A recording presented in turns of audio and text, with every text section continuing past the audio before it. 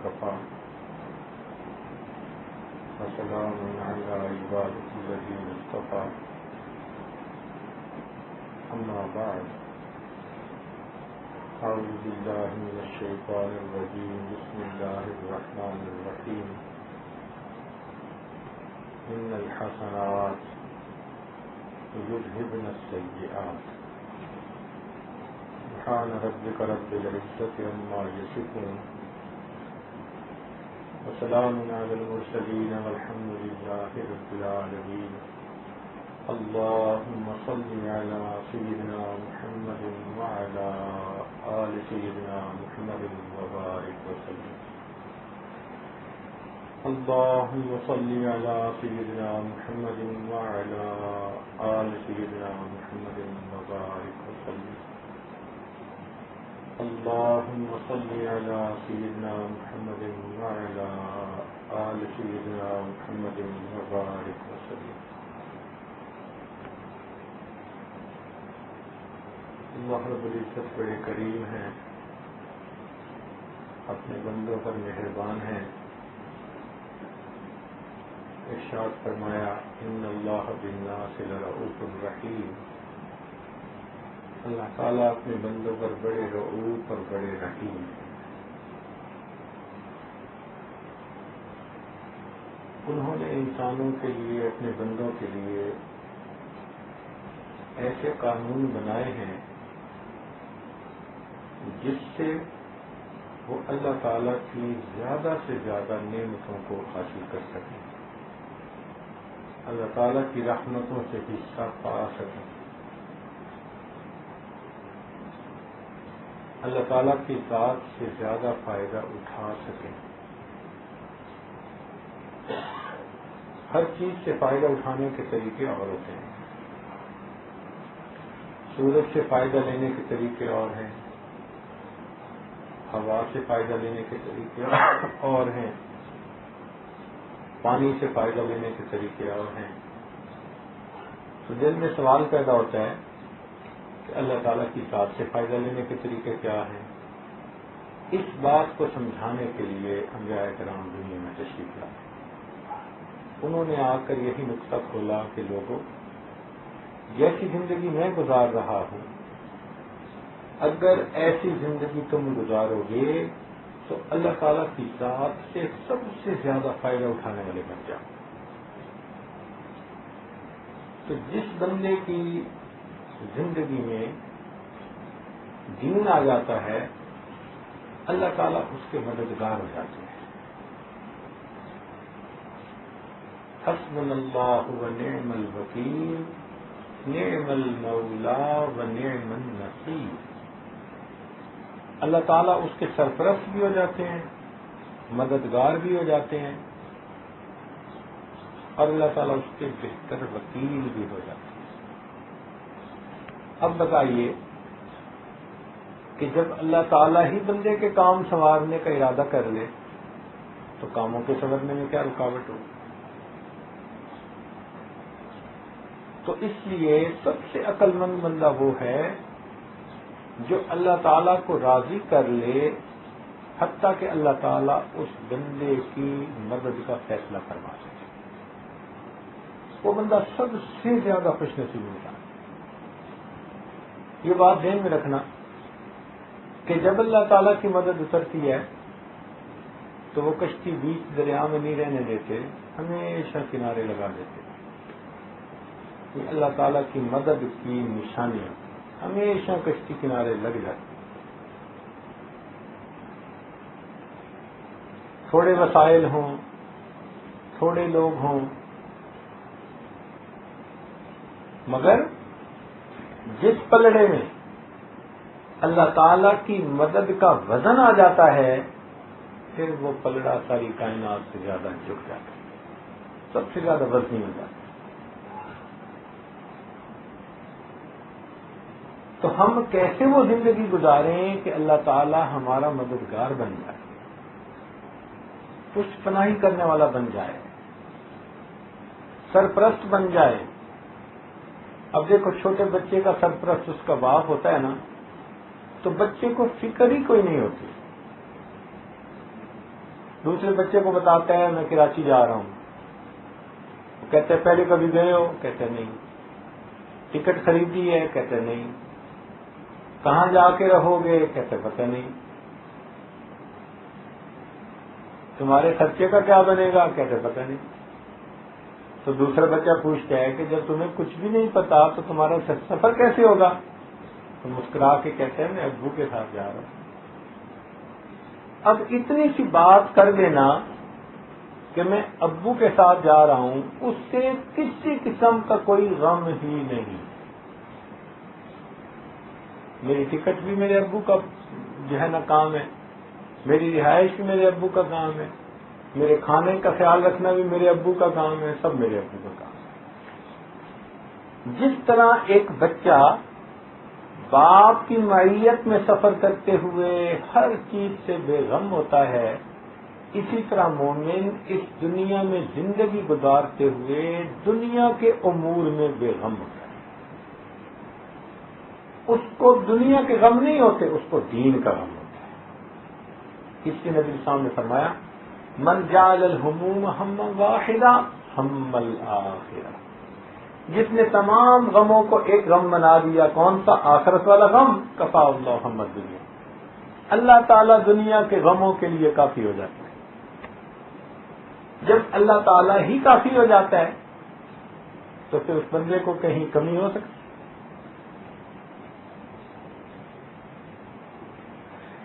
اللہ رب العزت اس بندے کے کاموں کو سنوارتے ہیں، اس کی ترتیب کو جوڑتے چلے جاتے ہیں. اس کو دنیا کے معاملات میں الجھانے کی بجائے اس کے کاموں کو اللہ تعالیٰ سلجھا دیتے ہیں. نتیجہ کیا ہوتا ہے کہ اس کے لیے اعمال کی نئی نئی راہیں کھلتی چلی جاتی ہیں. دنیا کے جھمیلوں سے اس کو نکالتے ہیں اور نئے نئے اعمال کی توفیقیں اس کو عطا کر دیتے ہیں.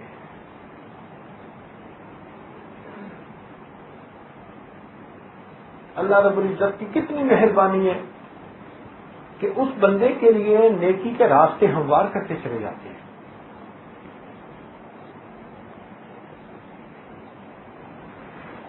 اس کو ذریعہ بنا دیتے ہیں خیر کے پھیلنے کا.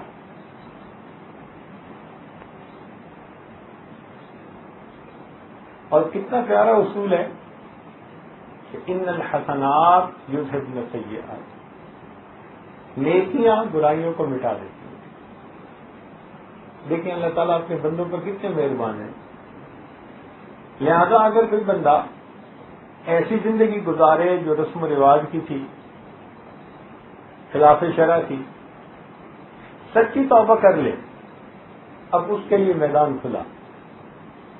اب وہ نیکیاں جو کرے گا تو وہ اس کی پچھلی برائیوں کو ختم کرتی چلی جائیں گی. چنانچہ حدیث پاک میں آتا ہے کہ بندہ گناہ کرتا ہے تو گناہ لکھنے والا فرشتہ پوچھتا ہے دوسرے سے کہ میں لکھ لوں؟ وہ کہتا ہے سب رک جاؤ، صبر کرو. پھر وہ دوسرا گناہ کرتا ہے، پھر وہ تیسرا گناہ کرتا ہے، پھر وہ چوتھا گناہ کرتا ہے، پھر وہ پانچواں گناہ کرتا ہے. 5 گناہ کرتا ہے، اس وقت تک بھی گناہ لکھنے والا فرشتہ نہیں لکھتا. ان 5 گناہوں کے بعد وہ بندہ ایک نیکی کر لیتا ہے تو وہ فرشتہ اس کو کہتا ہے نیکی والا کہ دیکھو قرآن میں اللہ نے یہ فرما دیا من جاء بالحسنۃ فلہ 10 امثالھا، جو ایک نیکی لایا اس کو 10 کا اجر ملے گا. تو ایک نیکی اس نے کر لی تو 10 کا اجر ملا، تو 5 نیکیاں 5 برائیوں کے بدلے گئیں تو 5 نیکیاں بقایا اس کے نام اعمال میں لکھ رہا ہوں. حدیث میں آتا ہے کہ جب شیطان یہ سنتا ہے وہ سر میں مٹی ڈالتا ہے، کہتے ہیں کہ بنی آدم کے مقابلے میں کبھی بھی کامیاب نہیں ہوں. کتنا اللہ تعالیٰ کی مہربانی ہے کہ ایک نیکی 10 کے برابر بنا دی، گناہ ایک کا ایک ہی رکھا، اور ساتھ یہ بھی کہا کہ نیکیاں برائیوں کو مٹا دیتی ہیں. اس سے کیا نظر آتا ہے اس سے نظر آتا ہے کہ اللہ تعالیٰ کا ارادہ خیر کا ہے. یہ بچے جو ہوتے ہیں نا کلاس کے، یہ بڑے تیز ہوتے ہیں. کئی دفعہ ماسٹر صاحب کے موڈ کو دیکھتے ہیں نا تو آپس میں بیٹھ کے مذاق کرتے ہیں، کہتے ہیں موسم کیسا ہے، تو آپس میں یہ کوڈ میں بات کرتے ہیں موسم کیسا ہے. تو موسم سے مراد کہ اگر تو استاد غصے میں لگ رہا ہے تو دوسرا کہتا ہے کچھ گرج چمک کا موسم ہے، جیسے بادل گرج کے چمکتے برستے ہیں. اور اگر استاد کا شگفتہ چہرہ ہو تو اگلا جواب دیتا ہے نہیں آج تو موسم بہار ہے. تو اس طرح آپس میں یہ بچے باتیں کرتے ہیں. استاد کو ناراض دیکھ کر بچوں کو پتا ہوتا ہے کہ آج ہماری چھوٹی سی بھی غلطی ہوئی نا تو ہماری خیر نہیں. کیوں کہ استاد کا ارادہ آج سزا دینے کا ہے. اور جب استاد کا موڈ اچھا ہوتا ہے تو ان کو پتا ہوتا ہے کہ اگر کوئی چھوٹی موٹی غلطی بھی ہوئی تو آج استاد ہمیں. یہ دفتروں میں کام کرنے والے کلرک بڑے ہوشیار ہوتے ہیں. یہ اپنے افسر کا موڈ دیکھتے رہتے ہیں اور انہوں نے بھی اپنی مرضی کی فائلیں دبا کے رکھی ہوئی ہوتی ہیں. جب دیکھتے ہیں اچھا موڈ ہے تو وہ فائلیں سامنے رکھتے ہیں جو نکلوانے ہوتے ہیں کام انہوں نے. اور جن کاموں کو ریجیکٹ کروانا ہوتا ہے نیت نہیں ہوتی، اپنی کھوٹی ہوتی ہے، ایسے وقت میں سامنے رکھتے ہیں جب پتہ ہوتا ہے کہ غصے میں ہے. اب ایک افسر غصے میں آگے سے ایک لفظ کوئی آبجیکشن کا خود لگا دیا، اس نے ویسے ہی نہ کرنی ہوتی ہے. تو جیسے کلرک کو پتہ چلتا ہے کہ میرا افسر آج کام نکالنے کے نیت ہے، شاگرد کو پتہ ہوتا ہے استاد کی آج معاف کرنے کی نیت ہے. بالکل اسی طرح قرآن و حدیث کا مطالعہ کریں، یوں محسوس ہوتا ہے اللہ رب العزت کی اپنے بندوں کو معاف کرنے کی نیت ہے. یوں سمجھیں کہ اللہ تعالیٰ نے طے کر لیا ہے میں نے اپنے بندوں کو معاف کرنا. اور یہ بات سمجھ میں بھی آتی ہے. اچھا دیکھیں کہ اگر کسی گھر میں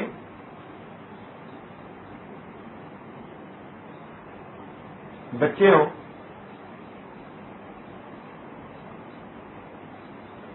اور ان میں سے کوئی بچہ رات کو ذرا صحن میں کونے میں چلا جائے اور کسی سائے سے کسی چیز سے ڈر کے بھاگے، تو جیسے ہی وہ بچہ ڈر کے بھاگے کیا گھر کے لوگ بیٹھے رہتے ہیں یا فوراً اس کی مدد کو جاتے ہیں؟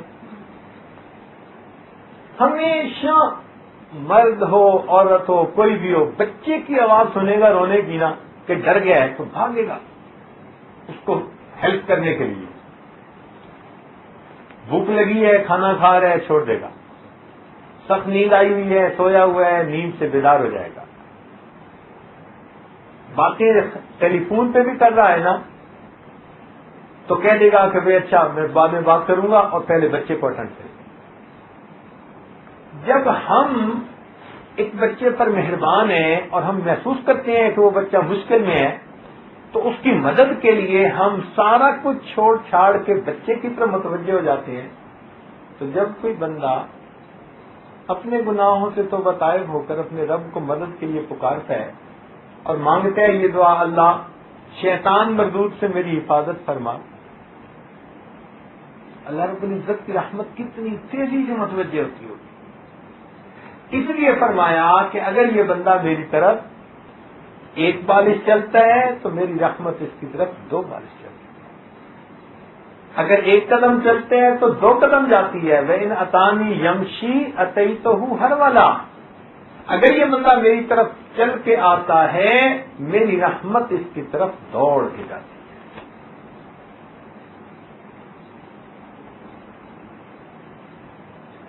اور ایک عجیب قانون اللہ تعالیٰ کے ہاں ہے بھائی کہ گناہگار کو شرمسار نہیں کرتے. دنیا میں حاکم معاف کر دے، ماں بھی معاف کر دے، استاد بھی معاف کر دے، بعد میں اگر کبھی غلطی ہو نا تو ضرور پیچھے والا حصہ یاد دلا دیتے ہیں. واہ میرے مولا، آپ کتنے کریم ہیں کہ آپ گناہگار بندے کو اس کا ماضی یاد ہی نہیں دلاتے. چنانچہ ایک بوڑھا 100 سال اس کی عمر، بیوی بھی فوت ہو گئی، بچے بھی فوت ہو گئے، اپنا قریبی کوئی نہیں رہا، اکیلا ہے، لوگوں کے رحم و کرم پہ ہے. اب کسی نے ناراض ہو کے اس کو گھر سے نکال دیا. بوڑھے تو کھانستا رہتا ہے، تو ہر وقت کیا یہ بلغم ہے، چل یہاں سے. اب اس کو کوئی جگہ اپنی نظر نہیں آتی، بڑا اس کا دل ٹوٹا. ایسے وقت میں اس کو خیال آتا ہے کہ میرے 100 سال عمر گزر گئی، میں اگر اللہ سے دل لگاتا تو اللہ تعالیٰ تو مجھے اس طرح نہ دھتکارتے. بندوں کا تو یہ حال ہے کہ یہ بندے کام جو ہے وہ گھاس ہی نہیں ڈالتے، منہ ہی نہیں لگاتے. اب اس کا دل ٹوٹا تو اس نے سوچا چلو میں اپنے رب کو مناتا ہوں.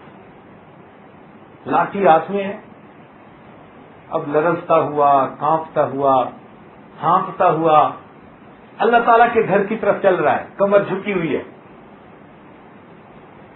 دل میں ڈر بھی رہا ہے کہ میں نے تو 100 سال گناہوں میں گزار دیے، اب جا رہا ہوں اللہ کے گھر کی طرف.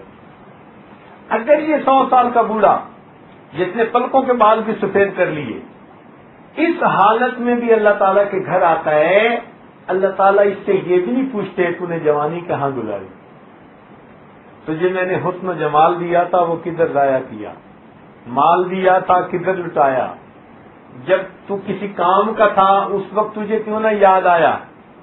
اللہ تعالیٰ اس کو پیچھے کا کوئی ایک معاملہ بھی یاد نہیں دلاتے. وہ بندہ اگر فقط آ کر توبہ کر لیتا ہے، اس بوڑھے کی توبہ کو بھی اللہ قبول فرمائے.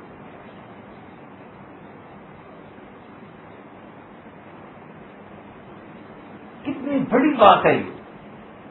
اور اس سے بھی بڑھ کر بات کہ حدیث پاک میں لکھا ہے، کتاب التوابین میں لکھا ہے کہ اگر کوئی بندہ توبہ کر لیتا ہے تو اس بندے کے لیے جو ارد گرد کے لوگ ہیں ان پر چند چیزیں واجب ہو جاتی ہیں.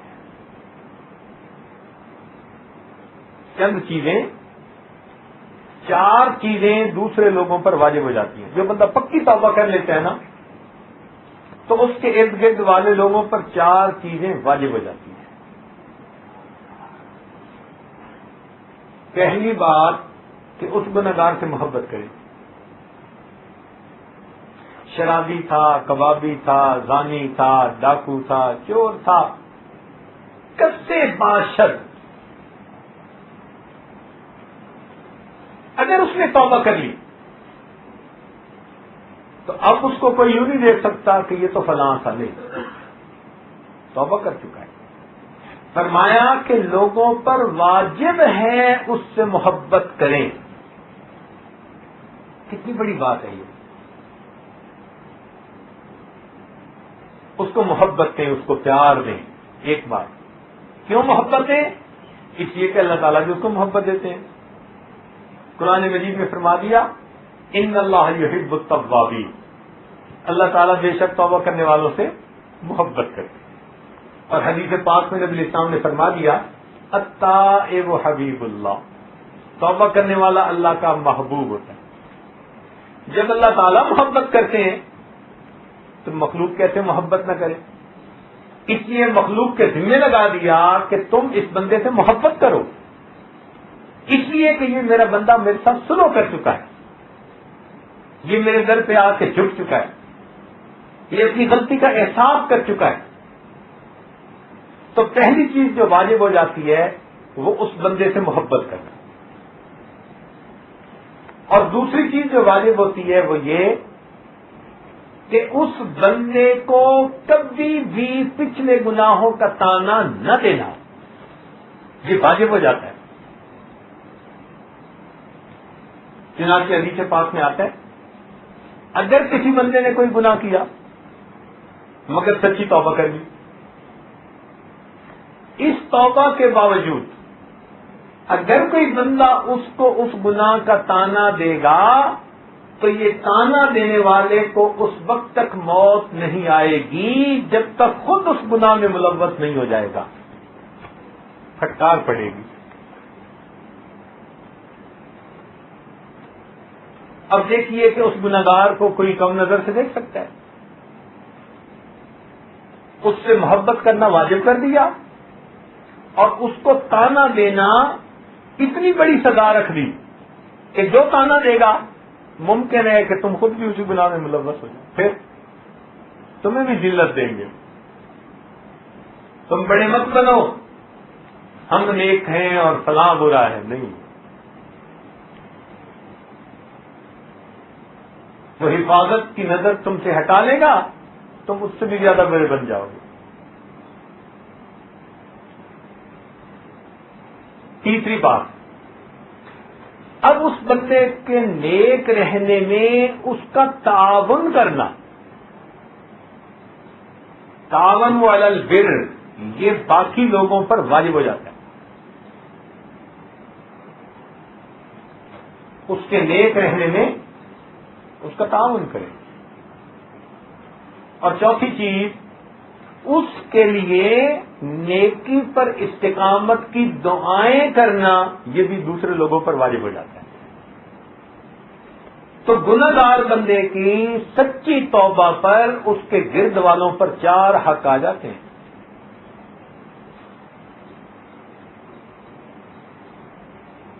اس سے کیا محسوس ہوتا ہے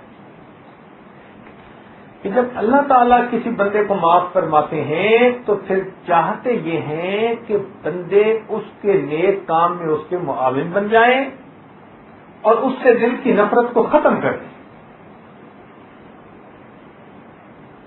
اللہ تعالیٰ کے یہاں اسے عزت کا مقام ملا تو بندوں کے یہاں بھی اسے مل جائے۔ یہ اللہ رب العزت کی کتنی مہربانی ہے۔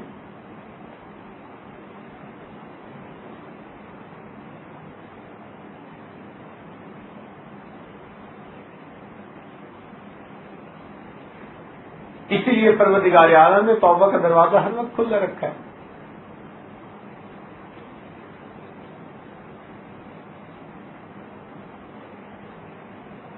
کوئی بندہ کسی وقت بھی گناہوں سے توبہ کرے، اس کے لیے کوئی وقت کا تعین نہیں ہے، دن ہو، رات ہو، صبح ہو، شام ہو، محفل ہو، تنہائی ہو، کوئی کسی وقت بھی توبہ کر کے نیک بنے، اس کے لیے راستہ کھلا ہے۔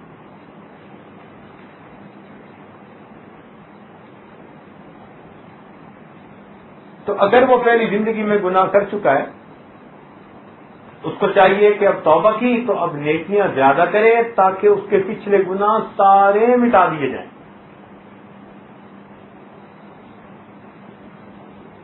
اور اس پر اور زیادہ کہ توبہ اگر اخلاص کے ساتھ کی تو اس پر اتنا اجر دیتے ہیں کہ کئی مرتبہ پچھلے گناہوں کو اس کی نیکیوں میں بدل دیتے ہیں۔ چنانچہ حدیث پاک میں آتا ہے کہ ایک بندہ گناہ کرتا ہے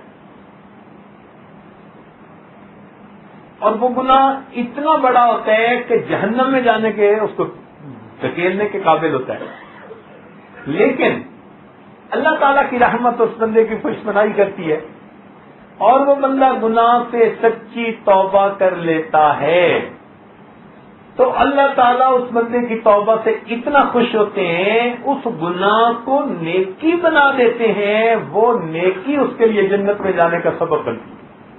حدیث پاک میں آتا ہے شیطان اس کو دیکھ کر واویلا کرتا ہے، افسوس کرتا ہے کاش میں نے اس سے یہ گناہ ہی نہ کروایا ہوتا۔ محدثین نے عنوان باندھا کہ گناہ کی وجہ سے جنت میں جائے، یعنی گناہ سبب بن رہا ہے جنت میں جانے کا، ابتدا میں تو گناہ ہی تھا، مگر توبہ ایسا عمل ہے کہ گناہ کیا، اس گناہ کو اللہ تعالیٰ نے مائنس کو پلس بنا دیا اور اس بندے کو جنت عطا کی۔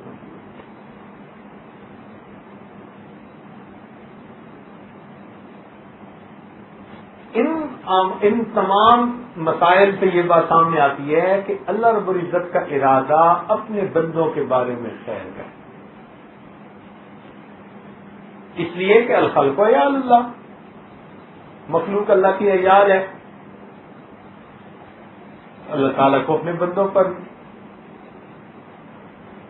بہت ہی رحمت اور شفقت ہے، تو وہ چاہتے ہیں کہ میرے بندے سیدھے رستے پہ آئیں اور مجھ سے فائدہ اٹھانے والے بن جائیں، میری رحمتوں سے حصہ پانے والے بن جائیں۔ اس لیے دین کو سیکھنا بہت بڑی بات ہے۔ آج جو عورتیں پردہ نہیں کرتی نا، وہ کہتی ہیں دین بڑا مشکل ہے، ان کو پردہ مشکل نظر آتا ہے، ان کو گھر میں بیٹھنا مشکل نظر آتا ہے،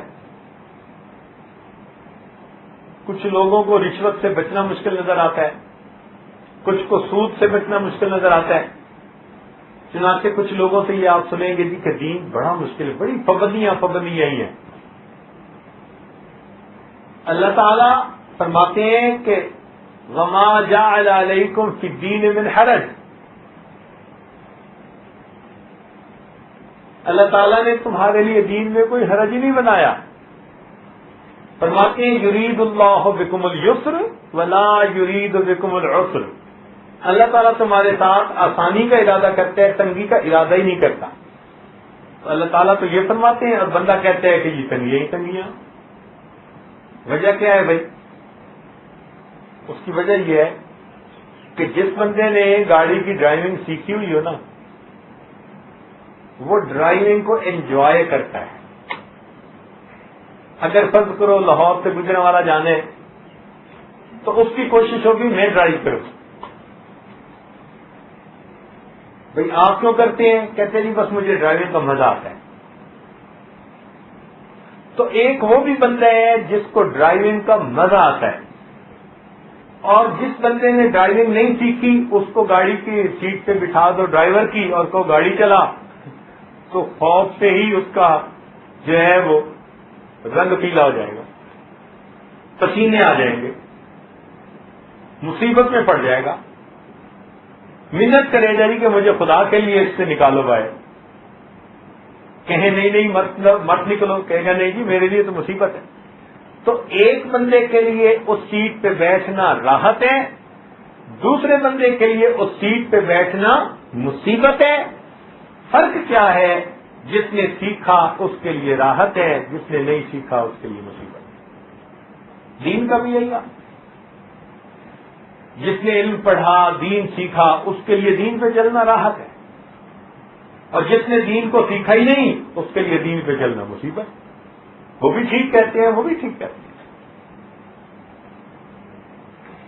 یہ جو مدارس ہیں ان میں نبی علیہ الصلوۃ والسلام کی احادیث پڑھائی جاتی ہیں، قرآن پڑھایا جاتا ہے، قال اللہ اور قال الرسول پڑھایا جاتا ہے، یا دوسرے لفظوں میں یوں کہہ سکتے ہیں کہ ان جگہوں پر دین سکھایا جاتا ہے۔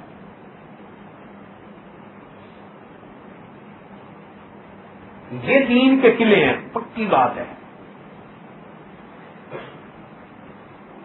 اگر یہ مدارس نہ ہوتے تو نبی علیہ الصلوۃ والسلام سے جو دین آج محفوظ شکل میں ہم تک پہنچا وہ محفوظ شکل میں نہ پہنچتا۔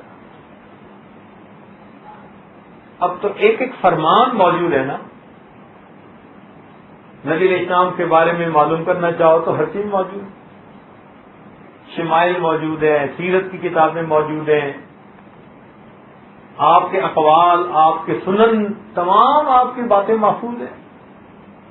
تو جو دین سیکھنا چاہے وہ سیکھ سکتا ہے۔ یہ بڑا عظیم کام کیا ہمارے بڑوں نے کہ اس دین کو انہوں نے مدون کر کے احادیث کی کتاب کو بھی مرتب کر دیا، جو اس سے مسائل کے جواب نکلتے تھے، فقہ کی کتابوں کو بھی ترتیب دے دیا، ہمارے لیے دین کی اس عمارت کو اچھی طرح مکمل بنا دیا، کھیر پکا دی، اچھا بھائی اس کو اب تم کھانا تمہارے کام۔ اگر ہمیں پکانی بھی پڑتی اور پھر کھانی پڑتی تو پتہ نہیں ہم میں سے کون کیا پکاتا ہے۔ ہم سے تو پڑھا نہیں جاتی وہ کتابیں، تو ان میں سے مسائل نکال کے عمل کرنا بھی ہمارے ذمہ ہوتا تو پھر حال کیا ہوتا ہمارا. اس لیے دین ہمارے پاس محفوظ ہے. اس میں جو سب سے بڑا کام ہے نا، عظیم کام ہوا ہے، وہ یہ کہ ہمارے بڑوں نے دین کی حفاظت ایسے کی کہ غیر کی تہذیب کو اس میں داخل نہیں ہونے دی. یہ بڑا لینڈ مارک کام کیا. مثلا فرنگی نے کوشش کی کہ میں نے ان پر 200 سال حکومت کی ہے، اب میں ان کے طرز زندگی کو اپنے طرز زندگی پر لے آؤں. اس میں کون رکاوٹ بنے؟ دفتر کے لوگ، تجارت کرنے والے لوگ، فیکٹریوں والے لوگ. کون رکاوٹ بنے؟ علماء رکاوٹ بنے. انہوں نے کہا ہم ہرگز ایسا نہیں کریں گے، ہم وہ کام کریں گے جو کام ہمیں ہمارے اللہ رب العزت نے کہا، اور اس طریقے پر کریں گے جو نبی علیہ السلام کا طریقہ. ان کو کتنے لالچ دیے گئے، کتنی سزائیں دی گئی، نہ وہ لالچ کے پھندے میں آئے اور نہ وہ سزاؤں کی مصیبت میں آئے. سب کچھ برداشت کر کے بھی انہوں نے دین کو محفوظ رکھا.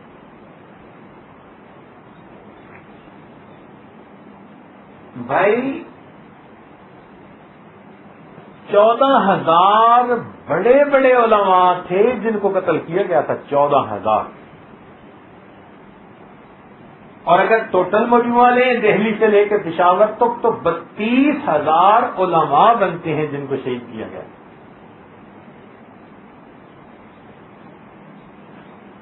قربانیاں کیوں کی؟ انہوں نے قربانیاں دی اور بالآخر اس قربانی کا نتیجہ نکلا کہ دین آج محفوظ ہے ہمارے پاس. پوری دنیا میں آپ گھوم کے دیکھ لیں، جتنا دین کا ادب اور دین کی محبت آپ کو اس ملک میں ملے گی اتنی اور کہیں نہیں ملے.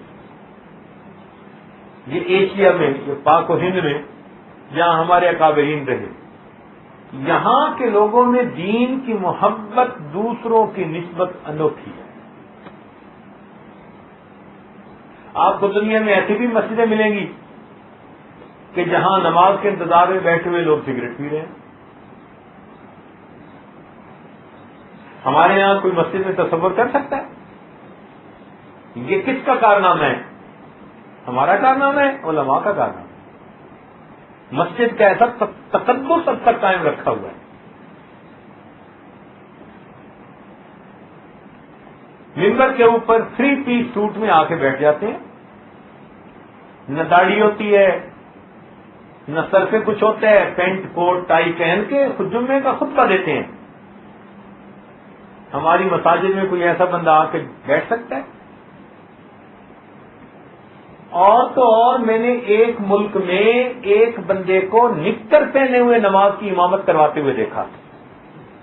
بنیان اور نکر پہنے ہوئے نماز کی امامت کروا رہا تھا. ہمارے یہاں اس کا تصور ہو سکتا ہے؟ یہ کس کا کمال ہے؟ یہ بزنس مینوں کا کمال ہے، یہ وکیلوں کا کمال ہے، یہ صنعت کاروں کا کمال ہے؟ نہیں، یہ علماء کا کمال ہے. یہ چھوٹی بات نہیں ہے، یہ بہت بڑی بات ہے. ہم اس کو اگر سوچیں نا اور ریئلائز کریں تو اس دین کو محفوظ پہنچایا اپنی امت تک علماء نے.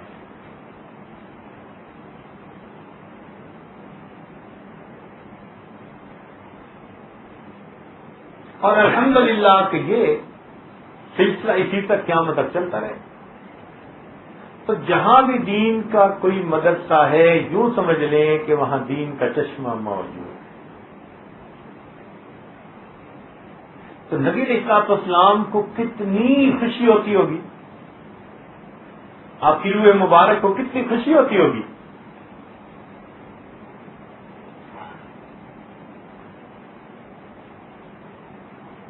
ایک مدرسہ پوری قریب کی آبادی کے لیے رحمت ہوتا ہے. آپ سوچیں کہ اگر کسی جگہ ایک بندہ تلاوت کرے سنگل، تو قرآن پاک کا فیصلہ ہے وَإِذَا قُرِئَ الْقُرْآنُ فَاسْتَمِعُوا لَهُ وَأَنصِتُوا لَعَلَّكُمْ تُرْحَمُونَ، کہ تم خاموش رہو اگر قرآن پڑھا جائے اور اس کو توجہ سے سنو تاکہ تم پر رحمتیں برسیں۔ ایک بندے کی تلاوت پر اگر رحمتیں برستی ہیں تو جس جگہ پر درجنوں بچے یا بچیاں بیٹھ کر اللہ کا قرآن پڑھ رہے ہوتے ہیں، وہاں کتنی رحمتیں برستی ہوں گی۔ اور اگر بڑا مرد یا بڑی عورت پڑھے جن کی زندگی میں کتنے گناہ ہیں تب بھی رحمتیں برستی ہیں، تو اگر معصوم عمر کے بچے پڑھیں گے تو پھر کتنی رحمتیں برسیں گی۔ تو بھائی ایک مدرسے کی رحمتیں گھر تک نہیں، وہ پورے محلے تک جاتی ہیں، بلکہ یہ عادت تو سوچتے ہیں پورے شہر پر جاتی ہیں۔ چونکہ امام راضی رحمۃ اللہ علیہ نے فرمایا کہ لو مر ولی من اولیائہ، اگر کوئی اللہ کے اولیاء میں سے ایک ولی کسی شہر میں سے گزر جاتا ہے تو پورے شہر کے لوگوں کو اس کی نورانیت میں سے حصہ مل جاتا ہے۔ تو جس جگہ مدرسہ ہوگا وہاں دن رات اللہ تعالیٰ کی رحمتیں برستی ہیں۔ اس لیے کہ طلباء اور طالبات جو دین کے کام میں لگے ہوتے ہیں، دین کا علم حاصل کر رہے ہوتے ہیں، یہ اللہ کے راستے میں ہوتے ہیں۔ جس کو علم کی طلب ہوتی ہے ہوا فی سبیل اللہ، حدیث کے الفاظ ہیں، وہ اللہ کے راستے میں ہوتا ہے۔ اور جب اللہ کے راستے میں کوئی ہوتا ہے تو اس کو ہر چیز سے اجر ملتا ہے۔ اس لیے ہمارے طلباء کو، طالبات کو پڑھنے پہ بھی اجر، سونے پہ بھی اجر، کھانے پہ بھی اجر، ہر کام پہ ان کو اجر مل رہا ہے۔ ہاں اتنا ہے کہ کوئی کام خلاف شرع نہ کرے۔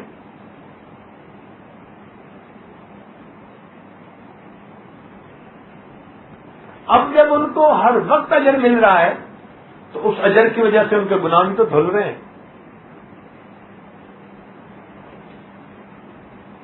بھائی یہ تو اگر دھونے ہمارے ذمے ہوتے تو ہمارا تو دل بالکل نہ کرتا دھونے کو، مگر یہ تو معاملہ اللہ کا ہے اور اس نے قانون بنا دیا ان الحسنات یذھبن السیئات۔ تو کیا پتہ حدیث کا ایک درس سننے پر اللہ تعالیٰ پوری کلاس کی مغفرت کرتے ہوں گے۔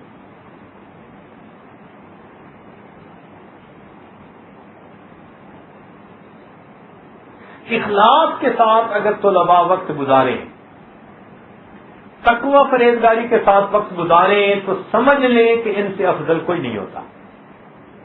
سفیان ثوری رحمۃ اللہ علیہ نے فرمایا اگر نیک نیت ہو تو طالب علم سے افضل کوئی نہیں ہوتا۔ عبداللہ بن مبارک رحمۃ اللہ سے پوچھا گیا کہ حضرت اگر آپ کو زندگی کے آخری لمحے میں کہا جائے کہ اب آخری لمحہ ہے کچھ کر لیں تو کیا کریں گے؟ فرمایا میں علم کو حاصل کروں گا۔ آخری عمل جو زندگی کا ہے کون سا کریں گے؟ کہنے لگا میں علم حاصل کروں گا۔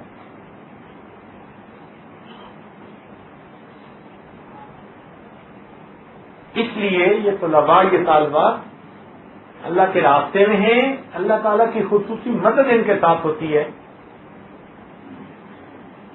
ان کو چاہیے کہ یہ ایسے وقت گزاریں جیسے اعتکاف میں بیٹھنے والا گزارتا ہے۔ دیکھیے جو اعتکاف میں بیٹھنے والا ہوتا ہے نا، وہ نیت کرنے تک تو اختیار رکھتا ہے، جب نیت کر لیتے ہیں نا پھر اس کا اختیار ختم۔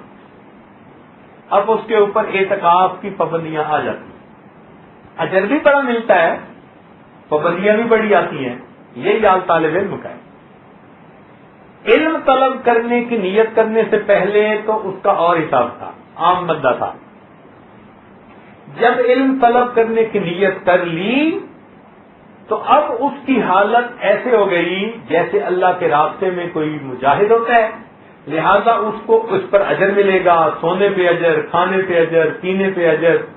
تو جب اتنے اجر ملیں گے تو اب اس کے اوپر پابندیاں بھی آئیں گی کیا کہ جس طرح معتکف اپنا وقت گناہوں سے بچ کر گزارتا ہے، طالب علم کو بھی اپنا وقت گناہوں سے بچ کے گزارنا ہے۔ ہاں یہ بات ہے کہ طالب علم میں جب لوگ لگتے ہیں تو پھر ان کے شیطان بھی ان کے پیچھے زیادہ محنت کرتے ہیں۔ اس لیے کہتے ہیں نا کہ عام آدمی کے پیچھے ایک شیطان ہوتا ہے تو طالب علم کے پیچھے درجنوں ہوتے ہیں، مگر اللہ تعالیٰ کی حفاظت بھی ہوتی ہے۔ اگر شیطان اور نفس اس کو بہکاتے ہیں تو اللہ تعالیٰ کی حفاظت بھی اتنی زیادہ ہو جاتی ہے۔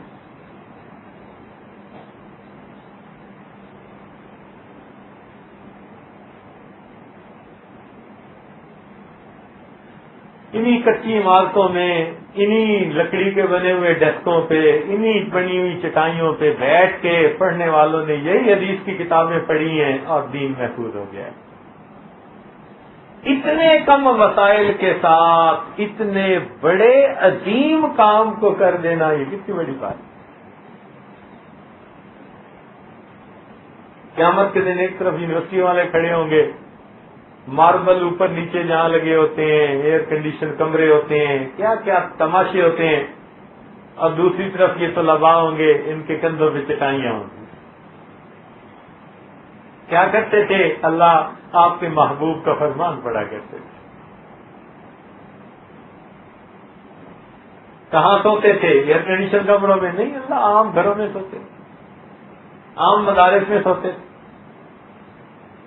کیا کھاتے تھے؟ اللہ جو پک جاتا تھا، پیش ہو جاتا تھا، ہم صبر شکر خوشی کے ساتھ اللہ کی نعمت سمجھ کے کھا لیتے تھے۔ تو اس لیے یہ بہت عظیم کام ہے۔ ہمارے حضرت رحمۃ اللہ علیہ، حضرت مرشد عالم رحمۃ اللہ علیہ اپنی زندگی کے آخری دنوں میں ہر بیان میں مسجد مدرسے کا تذکرہ ضرور کرتے تھے۔ فرماتے تھے کہ مساجد مکاتب، مساجد مکاتب، یوں فرماتے تھے، مساجد مکاتب، مساجد مکاتب، بس یہ میرے دو کام ہیں، مساجد مکاتب، مساجد مکاتب۔ اور فرماتے تھے کہ تم سمجھتے ہو کہ میں مساجد مکاتب کیوں کرتا رہتا ہوں؟ اس لیے کہ یہ دین کے قلعے ہیں، سمجھ رہے ہو؟ تم میں سے کوئی نہیں سمجھ رہا، یوں فرماتے تھے کہ سمجھ رہے ہو؟ تم میں سے کوئی نہیں سمجھ رہا۔ یہ مساجد مکاتب یہ دین کے قلعے ہیں۔ اس لیے آج کے دور میں ان کا وجود ہمارے لیے رحمتوں کا سبب ہے۔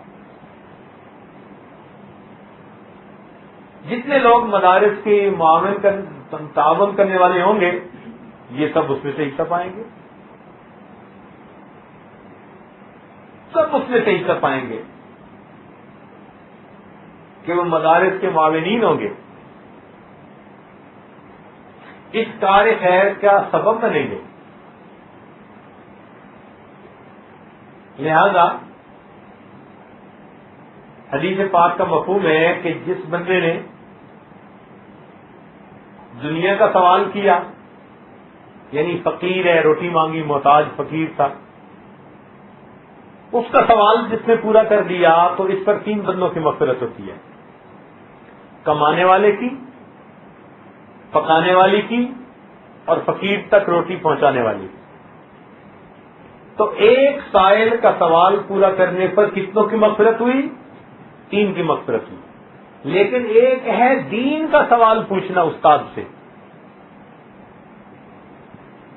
اس سوال پوچھنے پر حدیث پاک کے مطابق چار بندوں کی مغفرت ہوتی ہے۔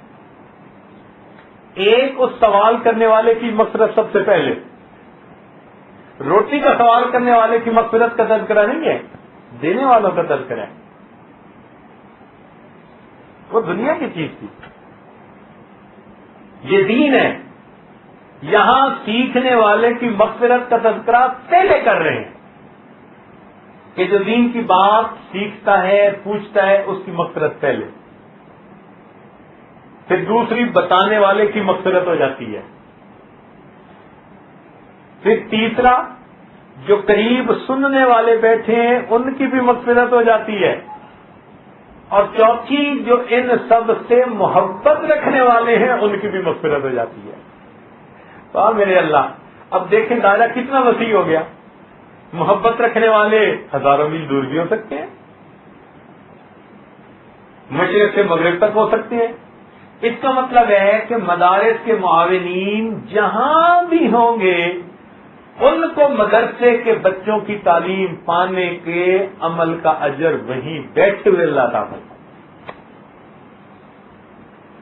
کتنا عظیم کام ہے. تو اس لیے جو معاونین ہیں اللہ تعالیٰ ان کو بھی اپنے مقربین میں شامل فرمائے. یہ ہے تو ہم, اسی سے لفظ بنا محتمم. ایک ہم اردو کا ہوتا ہے, ایک ہم عربی کا ہوتا ہے. اردو کے ہم کا مطلب ہے, مگر یہ لفظ عربی کا ہے, اور عربی میں ہم کا مطلب غم ہوتا ہے. تو اہتمام کا لفظ ہی ہم سے بنا ہے ہی پریشانی. بھائی کوئی پریشان ہوگا تو اس کے بدلے میں کچھ لوگ ہوں گے جو پرسکون بیٹھ کر پڑھیں گے. کوئی راتوں کو جاگے گا, اس کے بدلے کچھ ہوں گے جو راتوں کو سکون کی نیند سوئیں گے. تو محتمم کو تو یہ غم برداشت کرنا پڑتا ہے. اسی کا نام مدرسہ ہے. اگر کوئی کو پوچھے کہ یہ محتمم کا کیا مطلب, تو بھائی پریشانیوں کی گٹھڑی سر پہ اٹھانے کا نام محتمم ہے.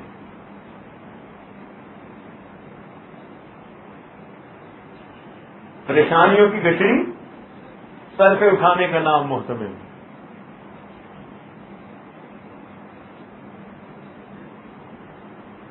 مگر جب پروردگار اس کام کی توفیق دیتا ہے وہ اس کی ہمت بھی دے دیتا ہے, وہ اٹھانے کا سلیقہ بھی دے دیتا ہے, وہ نبھانے کی توفیق بھی دے دیتا ہے.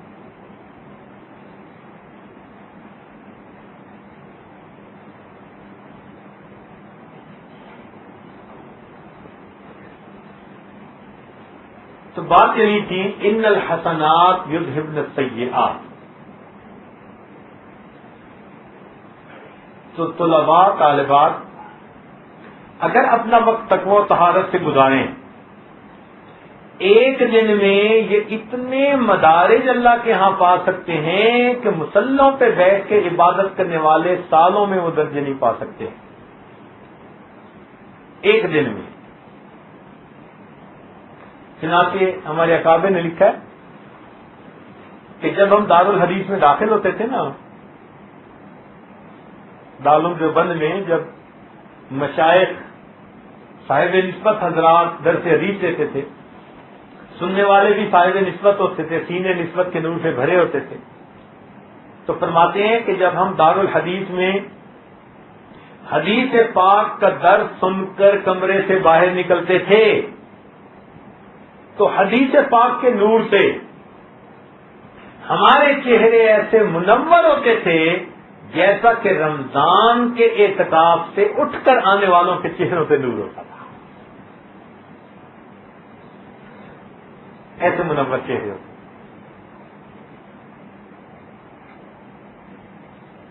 تو حدیث پاک کی کلاس میں بیٹھنے والی طالبات باوضو ہو کے بیٹھے, ایسے بیٹھے جیسے کہ اگر نبی علیہ الصلوۃ والسلام کی محفل میں بیٹھنے کی سعادت نصیب ہوتی تو جتنے ادب سے اس وقت بیٹھتے ایسے حدیث پاک کی محفل میں بیٹھنا چاہیے. اتنی توجہ سے بات سننی چاہیے. ادب کریں اور پھر دیکھیں اس کا نتیجہ کیا نکلتا ہے, پھر دل کیسے موم ہوتے ہیں, گناہ پھر کیسے دھلتے ہیں. ان الحسنات یذہبن السیئات. یہ آیت تو طلباء کے لیے بہت ہی خوشی کی آیت ہے. تو نیکیاں کر کے اپنے گناہوں کو مٹا سکتے ہیں, بلکہ اپنے گناہوں کو نیکیوں میں تبدیل فرما سکتے ہیں. چنانچہ حدیث پاک میں آتا ہے ایک عورت تھی جس نے زنا کا ارتکاب کیا اور نبی علیہ السلام نے اس پر حد جاری فرمائی، اور حد جاری فرمانے کے بعد نبی علیہ السلام نے اس کی جنازے کی نماز بھی پڑھائی۔ تو جب جنازے کی نماز پڑھائی تو ایک صحابی نے پوچھا اللہ کے نبی آپ نے تو خود اس پر حد جاری فرمائی اور خود ہی اس کی جنازے کی نماز پڑھائی، تو نبی علیہ السلام نے فرمایا کہ اس نے ایسی توبہ کی کہ ایسے 70 گناہ اور بھی کر چکی ہوتی، اللہ وہ بھی معاف کر دے۔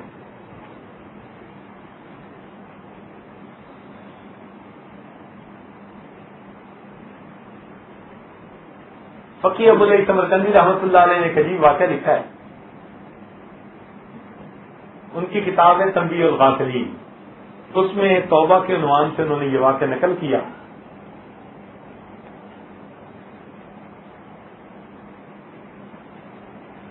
دوسری کتابوں میں بھی یہی واقعہ ہے، تھوڑے سے تفصیل میں فرق ہے، مگر اوور آل سب کا مدعا ایک ہے۔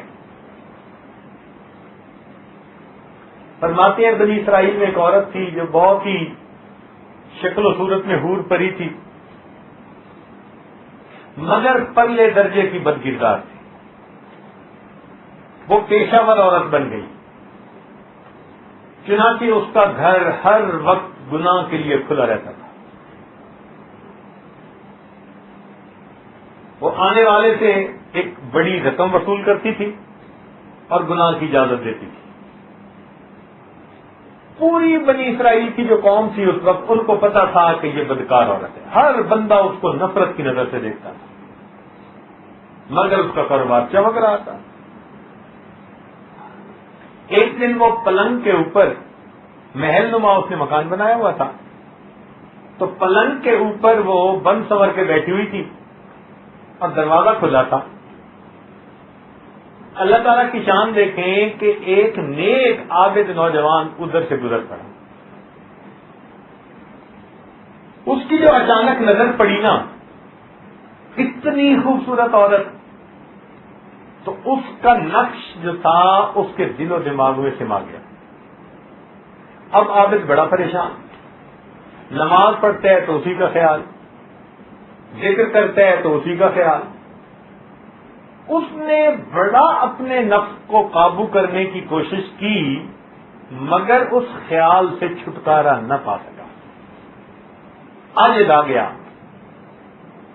اس نے مجاہدے بھی کیے، اپنے آپ کو تکلیف میں بھی ڈالنے کی کوشش کی، مگر اس کے دل پہ ایسا وہ نقش بیٹھا تھا کہ نکلتا ہی نہیں تھا۔ حتیٰ کہ ایک دن اس نے سوچا کہ جب میں نے اتنی ٹکریں مار لی اور میرے دل سے دماغ نہیں نکل، یہ خیال نہیں نکل رہا، تو چلو میں اس کام کو کر کے اللہ سے توبہ کر لوں گا۔ لو جی، اس نے اپنا مال اسباب کچھ جو تھا بیچا اور اتنی بڑی رقم جو تھی نا وہ اس نے اکٹھی، اتنی بڑی رقم اکٹھی کر کے وہ بالآخر اس گھر جا پہنچا، اس کو رقم کی ادائیگی کی، اس نے بستر پر بٹھا لیا۔ جب یہ اس کے پاس اس کے بستر پر جا کر بیٹھا اور اس کی طرف اس نے دیکھا، ہاتھ بڑھایا، تو اس کی ہوئی نیکیاں جو تھی نا پیچھے، اس کی برکتیں ظاہر ہوئی کہ اس کے دل میں یہ خیال آ گیا کہ میں جو کچھ کر رہا ہوں یہ میرا پروردگار بھی تو دیکھ رہا ہوگا، میں جو کر رہا ہوں میرا پروردگار بھی تو مجھے اس حال میں دیکھ رہا ہوگا کہ مصلی پہ بیٹھنے والا اب کہاں آ کے بیٹھا ہے۔ تو اس کے اوپر کب کبھی تاری ہو گئی۔ اب عورت توقع رکھتی تھی کہ یہ مرد ہے، مقصد لے کے آیا ہے تو یہ اپنے مقصد کو پورا کرے، اور وہ نوجوان ہے اور رنگ پھک ہو گیا ہے اور کب کبھی تاری ہے، تو عورت اس سے پوچھتی ہے کہ مجھے لگتا ہے کہ تو نے یہ عمل پہلے کبھی نہیں کیا۔ اس نے کہا ہاں صحیح کہہ رہی ہو، میں نے یہ کام پہلے کبھی نہیں کیا۔ وہ کہتی ہے کہ اس لیے تجھے گھبراہٹ ہو رہی ہے؟ اس نے کہا نہیں، میری زندگی نیکی میں گزری، تیری شکل دیکھی تھی میرے دل و دماغ پہ اتر گئی اور میں مجبور ہو کے نفسیاتوں یہاں آ بیٹھا. اب مجھے یہ خیال آ رہا ہے کہ میرا مالک مجھے دیکھ رہا ہے تو میرے بارے میں میرا مالک کیا سوچے. اس پر اس نے کہا کہ جو پیسے میں نے دیے بھائی وہ بھی تجھے حلال ہیں اور مجھے یہاں سے جانے دے. اب جب بغیر اس کام کے کیے یہ نوجوان اٹھنے لگا نا تو اس عورت کے لیے یہ انوکھی سی بات تھی. تو وہ پوچھتی ہے تو کون ہے؟ اس نے بتایا میں فلاں نام ہے فلاں بستی سے ہوں اور وہاں سے اٹھ کے چلا گیا. اللہ تعالیٰ کی شان دیکھیں کہ نوجوان تو چلا گیا مگر جو چند لمحے اس بدکار عورت کے پاس بیٹھا اس کی بھی برکت ظاہر ہو گئی. اس بدکار عورت کے دل میں خیال آیا یہ نوجوان پہلی مرتبہ گناہ کرنے کے لیے آ بیٹھا میرے پاس اور اس پر اللہ تعالیٰ کا اتنا خوف طاری ہوا. میں سالوں سے گناہ کر رہی ہوں اور میں اللہ سے نہیں ڈرتی. اب اس کے دل میں بھی نا یہ احساس پیدا ہونا شروع ہو گیا حتیٰ کہ ایک دو دنوں میں یہ خوف اتنا غالب آیا کہ اس نے دل میں پکی نیت کر لی کہ میں اب اس کام کو چھوڑ دوں.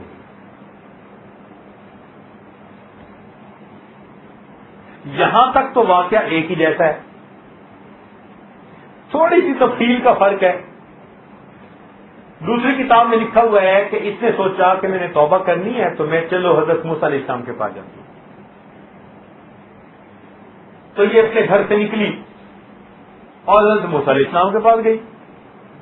اللہ تعالیٰ کی شان کہ حضرت موسیٰ علیہ السلام اس وقت مردوں میں بیٹھے ہوئے کوئی نصیحت کی بات کر رہے تھے, وعظ کر رہے تھے. یہ کچھ دیر تو انتظار کرتی رہی اور کچھ دیر کے بعد یہ حضرت موسیٰ علیہ السلام کے قریب جانے لگی کہ میں حضرت سے پوچھتی ہوں کہ مجھے توبہ کا طریقہ بتائیں. اب اس کو تو قوم کا ہر بندہ جانتا تھا. جب حضرت موسیٰ علیہ السلام نے دیکھا نا کہ فلاں عورت مجمع میں میری طرف آ رہی ہے تو ان کے چہرے پہ بھی ذرا ناگواری کے آثار ظاہر ہوئے. بے موقع کا مسئلہ تھا نا, اس کو مردوں کے محفل میں مجمع میں اس طرح تو حضرت موسیٰ علیہ السلام کے پاس آ کے نہیں پوچھنا چاہیے تھا. جب اس عورت نے دیکھا نا کہ حضرت موسیٰ علیہ السلام کے چہرے پہ جلال کی کیفیت ظاہر ہوئی تو یہ گھبرا کے وہاں سے واپس آئی. اب جب گھبرا کے آئی تو اپنے گھر میں آ کے اس نے دروازے کو کنڈی لگا دی, مصلی بچھا لیا اور اس کو اور تو سمجھ تھی نہیں دین کی, اتنا پتا تھا کہ سجدے میں اللہ خوش ہوتے ہیں. بس اس علم کے اوپر یہ سیدھا سجدے میں چلی گئی اور اپنے رب سے اس نے معافیاں مانگنی شروع کر. اپنے رب کو منا رہی ہے کہ میرے مالک تیرے وہ بھی بندے ہیں کہ جنہوں نے زندگی میں کبھی گناہ نہیں کیا, اگر گناہ کرنے کے ارادے سے بیٹھے تو جسم سے ان کے کب کبھی طاری ہو گئی, اور اے اللہ میں بھی تیری گناہگار بندی ہوں کہ برسوں گزر گئے گناہ کرتے اور میں تو اس سے نہ ڈری, میرے بھی گناہ کو تو معاف کر. اب یہ اللہ تعالیٰ سے مانگ بھی رہی ہے, رو بھی رہی ہے, اور ساتھ اس کے دل میں یہ بھی احساس ہے کہ میں نے حضرت موسیٰ علیہ السلام سے مسئلہ پوچھنا تھا مگر میں بے موقع وہاں جا پہنچی تو ان کے چہرے پہ بھی غصے کے آثار گئے ہوئے, تو اللہ میں نے تو آپ کے نبی علیہ السلام کو بھی ناراض کر دیا, تو میری معافی کی کیا صورت ہے.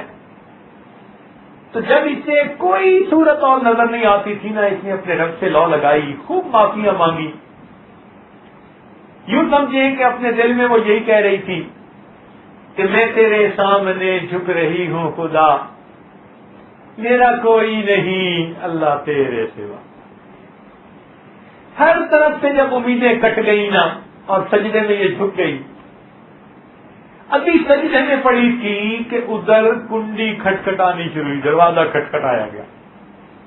جب دروازہ کھٹکھٹا اس کے جسم میں نا ایک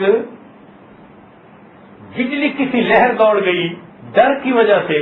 یا اللہ, اس دروازے کو میں نے اتنے سال غیروں کے لیے کھلا رکھا, آج میں نے اس دروازے کو بند کیا اور تیرے سامنے سجدے میں آ پڑی ہوں، پھر کوئی دروازہ کھٹکھٹا رہا ہے، پھر کوئی مجھے گناہ کی طرف بلا رہا ہے، پھر کوئی گناہ کا مطالبہ کرے گا میرے پاس آ کر، میں کس سے گناہوں سے انکار کروں گی؟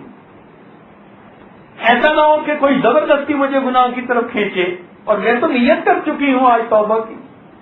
اب ادھر سے دروازہ زیادہ کھٹکھٹایا جا رہا ہے اور اتنا یہ زیادہ اللہ کے سامنے رو رہی ہے، اللہ میری توبہ کو ٹوٹنے نہ دے، میں دل میں ارادہ کر چکی ہوں اللہ اب اس توبہ کو ٹوٹنے نہ دے۔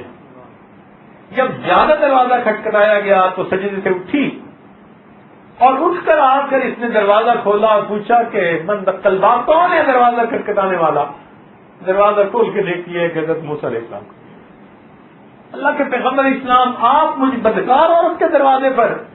فرمایا ہاں، تم محفل میں آ رہی تھی تو وہ بے موقع تھا، میرے چہرے پہ جلال ظاہر ہوا، جب میں نے نصیحت ختم کی اللہ تعالیٰ کی طرف سے یہ وحی نازل ہوئی کہ میرے پیارے پیغمبر اسلام، میری ایک عورت، میری ایک بندی جو مجھ سے جو ہے دور تھی، غافل تھی، مجھ سے صلح کرنے کے لیے آج تیرے پاس سیکھنے آئی تھی، مگر موقع نہ تھا تو آپ نے ناگواری کا اظہار کیا، وہ واپس چلی گئی، میری اس بندی کو آپ بتا دیجئے کہ میں اس بندی سے خوش ہوں اور میں نے اس کی توبہ کو قبول کر لیا۔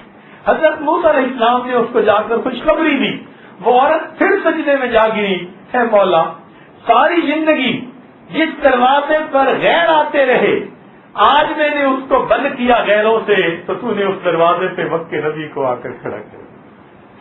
کتنا قدردان ہے اللہ، تو کتنا مہربان ہے۔ چنانچہ اس عورت نے سچی توبہ کر لی، نیکی پر زندگی گزارنے لگی۔ اب عورت ذات تھی، اس کو ہر طرف سے لوگ جو تھے وہ پھر برائی پر اکساتے، اس نے دل میں فیصلہ کیا کہ میں اس آبادی کو ہی چھوڑ دیتی ہوں تاکہ مجھے پہچاننے والا بھی کوئی نہ ہو۔ چنانچہ اس نے چادر اپنے اوپر لی اور چادر لے کے، اور ایک خادمہ تھی ساتھ، اس کو لے کے وہ اس آبادی سے نکل کے چلی گئی۔ اس کے دل میں خیال آیا کہ ایک نوجوان میرے پاس آیا تھا جو مجھے چاہتا بھی تھا، میں کیوں نہ اسی کی بستی میں چلی جاؤں، ہو سکتا ہے کہ وہ میرے ساتھ نکاح کرنے پہ آمادہ ہو جائے تو میری زندگی نیکی میں گزر جائے گی۔ چنانچہ یہ پوچھتی پوچھاتی اس کی بستی میں جا پہنچی۔ جب اس کی بستی میں گئی تو انہوں نے بتایا کہ اس نوجوان کا تو فلاں جگہ گھر ہے۔ یہ اس نوجوان کے گھر گئی۔ جب وہ نوجوان سامنے آیا تو فقیر رحمت اللہ علیہ لکھتے ہیں کہ اس عورت نے اس نوجوان کو دیکھ کر چہرے سے نقاب ہٹا دیا۔ جیسے ہی اس نے چہرے سے نقاب ہٹایا اور اس عابد نوجوان نے اس کا چہرہ دیکھا تو اس کے دل و دماغ میں وہی منظر گھوم گیا۔ وہ جو گناہ کی نیت سے اس عورت کے پاس آ کر بیٹھا تھا، بس وہ نقشہ ذہن میں آتے ہی اس پر اللہ تعالیٰ کا ایسا پھر خوف طاری ہوا، اس نے اسی وقت کلمہ پڑھا اور نوجوان کی روح نکل گئی، نوجوان کی وفات ہو گئی۔ اس عورت کو بڑا صدمہ ہوا، اس کا بڑا صدمہ ہوا۔ خیر جب اس کی تجویز و تقسیم سے فارغ ہوئے، 3 دن گزر گئے، تو اس عورت نے اس کے گھر والوں سے مشورہ کیا اور ان کو بتا دیا کہ میں اس نیت سے آئی تھی اس نوجوان سے نکاح کرنے کے لیے۔ تو گھر والوں نے کہا کہ ہاں بھائی وہ تو فوت ہو گیا، ہاں اس کا ایک بھائی ہے۔ اس کے بھائی سے پوچھا گیا تو اس نے کہا ہاں میں اس سے نکاح کر لیتا ہوں۔ چنانچہ اس عورت نے اس کے بھائی سے نکاح کیا، اللہ نے اس کو صاحب اولاد بنایا۔ فقیہ بولی سمرقندی رحمت اللہ لکھتے ہیں کہ اس عورت کی توبہ ایسی قبول ہوئی، اللہ نے اس کی نسل سے بنی اسرائیل کے 7 پیغمبروں کو پیدا فرمایا۔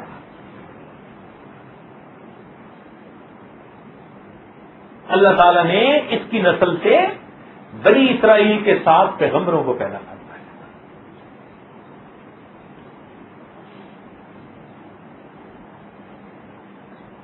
تو جو پروردگار اتنا کریم ہو کہ سچی توبہ کرنے والوں کو اللہ رب العزت دیکھو کتنا اپنا قرب عطا فرماتے ہیں۔ اس لیے حدیث پاک میں آتا ہے کہ جب گنہگار بندے کو اللہ کے فرشتے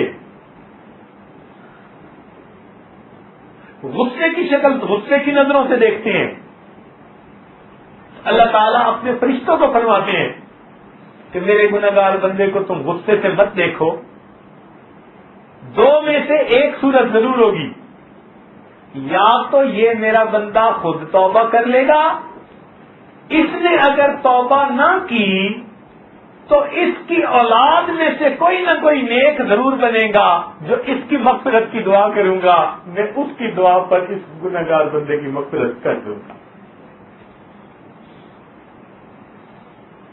تو میرے دوستو، ہم مایوس ہو جاتے ہیں جلدی، اللہ تعالیٰ تو مایوس نہیں ہوتے، اس کا معاملہ اور ہے۔ اللہ رب العزت ہمیں اپنی رحمتوں سے حصے عطا فرمائے اور ہم گناہگاروں کے گناہوں کو معاف فرما کر ہمیں 100% شریعت و سنت کے مطابق زندگی گزارنے کی توفیق عطا فرمائے۔ وآخر دعوانا ان الحمد للہ رب العالمین۔